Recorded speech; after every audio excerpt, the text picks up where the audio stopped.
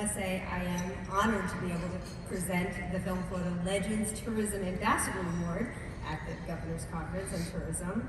Let me tell you a little bit about Film Florida. If you don't know, we are in our 25th year, and we are an organization, we're actually the chief marketing and advocating organization for films, for Florida's film, TV, and film digital media production industry.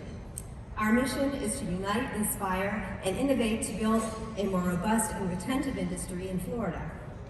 And our goal is to grow and strengthen the industry and support our 50,000 already Floridians that are in the industry, as well as diversify Florida's economy. More than 15 years ago, our organization began honoring legends. This award recognizes someone who has achieved success in the entertainment industry while also being a great ambassador for Florida. The recent recipients include Burt Reynolds, Emilio and Gloria Estefan, Vanilla Ice, David Yates, and last year's recipient was Burt Wolf. So that's just to name a few. Florida's film and television industry has a long history of supporting the tourism industry throughout Florida, and we call that film-induced tourism.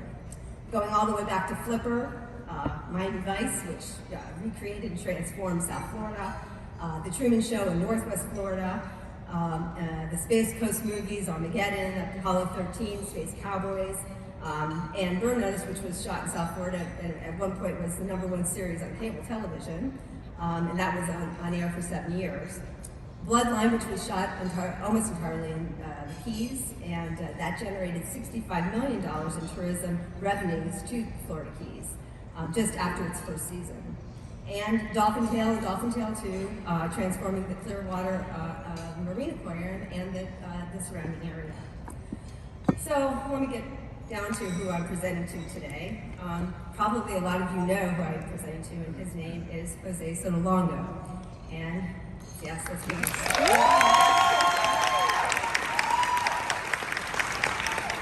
So Jose, as Director of Sports at the Greater Miami Convention and Visitors Bureau, he was tasked with attracting, promoting, and the retention of sporting events, sports conferences, and sports conventions. But what you might not know is that for 11 years, Jose worked side by side with the Miami-Dade Film Office to attract production of motion pictures and television shows and commercials to Miami-Dade. So that's where I stepped into the picture. I met Jose that many years ago when he first came into his position at the GMCVB, and that's when they added that entertainment title to his sports tourism title. And at that time, I was the Miami-Dade Film Commissioner. Currently, I'm Greater Fort Lauderdale Film Commissioner. But Jose had no idea when he got into, when he got the entertainment title, that he had any idea how to represent the film industry. He told me directly, he goes, I know nothing about the industry, all I know is I love watching movies and television. And so he was almost immediately thrown into an event that we had in Toronto, at the Toronto Film Festival, which is actually where I'm going tomorrow.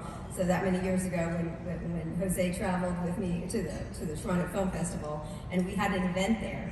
And he came in, and everybody, the film industry is pretty eclectic, people probably know that. He's there in a suit and a tie, and he sticks out like a sore thumb. But I will tell you that everybody, so many people that went directly to him because he stood out like a sore thumb.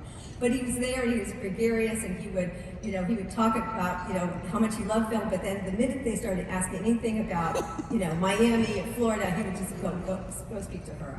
He goes, I'm just the tourism guy, and I'm the sports guy. But, everybody was always attracted to him because of his gregarious personality, and as we still are attracted to him because of that personality. He was my wingman.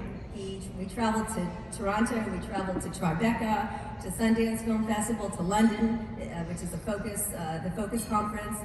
We organized fan tours for filmmakers, and I must say the GMCVB understood the ancillary value that a motion picture or television project can have on tourism, and Jose was the billboard for film tourism for Greater Miami.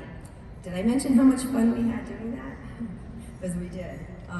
I must say he's the master of a smile, and even in the face of adversity, he smiles through everything. But I digress, because Jose is and was the sports guy. I say was and is, and I'll come to that in a minute.